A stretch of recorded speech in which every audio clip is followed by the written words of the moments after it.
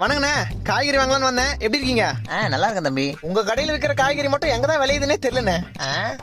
சாப்பிட்டு 3 வேளையும் பாத்ரூம்ல ஏற்பா பாத்துக்கோங்களேன் தம்பி.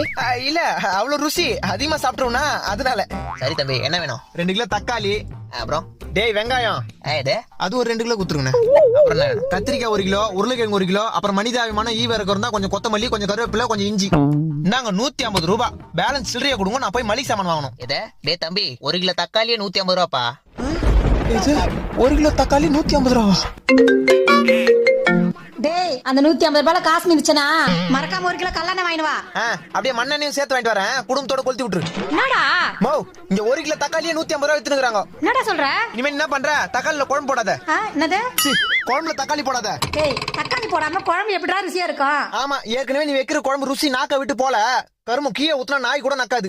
நம்ம போன வெறுப்பேத்துங்கிறேன். நீ தக்காளி தவிர மீதெல்லாம் போடணும்.